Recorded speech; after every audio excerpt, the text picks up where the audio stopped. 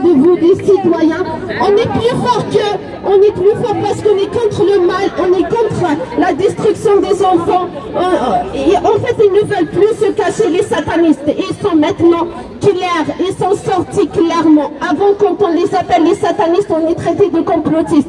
Maintenant, c'est eux, en fait, qui veulent se montrer. Vous avez vu les Jeux Olympiques, vous avez vu ce qui va se passer avec la cathédrale. Ils ne veulent plus se cacher et ils veulent même qu'on adhère à leur perversion.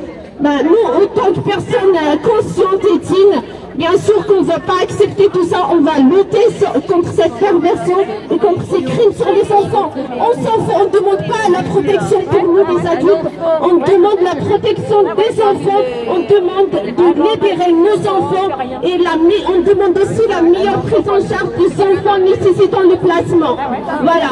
Merci de respecter la dignité et l'innocence de nos enfants. Merci.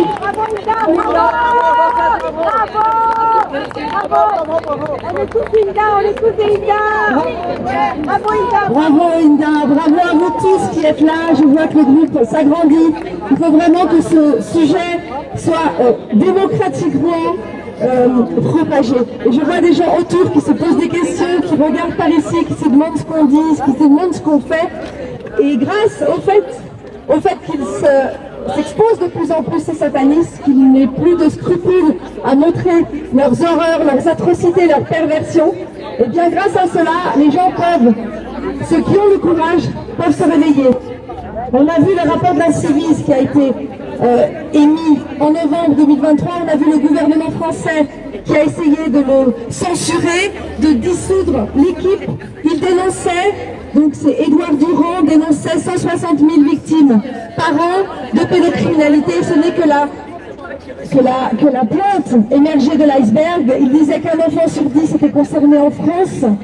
Et il disait aussi dans ce rapport que seulement 1% des plaintes, 1% des faits de pédocriminalité, quand ça concerne l'inceste, eh bien, aboutit à une condamnation. Et la condamnation, ça peut être de la prison avec sursis, 4 ans avec sursis, ou de simples peines pécuniaires. Dans les 1%, seulement 3 quarts aboutissent à de la prison ferme, et c'est en moyenne 10 ans.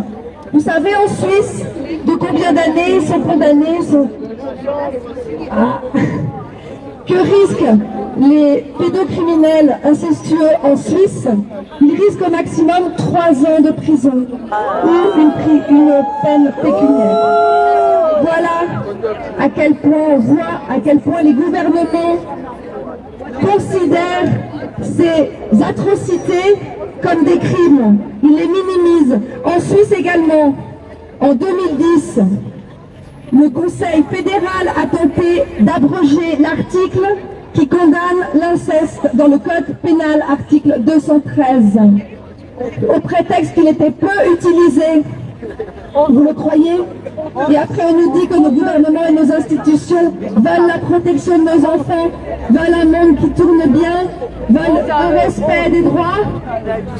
Voilà, donc je suis vraiment de tout cœur en soutien avec vous tous. J'ai personnellement des courriels qui m'aviennent chaque semaine de femmes ou d'hommes, mais essentiellement des mamans qui se voient confisquer leur enfant et confier l'enfant au père pédocriminel. J'ai une maman qui s'appelle Karina qui est au Luxembourg, ça se passe partout, pas seulement en France, pas seulement en Suisse et pas seulement en Belgique, qui subissent les services dits sociaux, les services dits de protection de l'enfance. Aujourd'hui, Karina est tenue de rendre sa fille au père pédocriminel qui d'ailleurs est à Genève en ce moment en Suisse. Elle est poursuivie pour non-représentation d'enfants, c'est une honte. Et son cas est loin d'être isolé. Vous pouvez parler aujourd'hui, désolé, il y a du vent là. C'est bien que nous soyons là. Et nous sommes au début d'une vraie vague, et pas une vague épidémique, mais plutôt aussi une vague épidémique d'information, de connaissances et de prise de conscience sur ce fléau mondial qu'est la pédocriminalité. On continue le combat, bravo. Bravo. Merci beaucoup.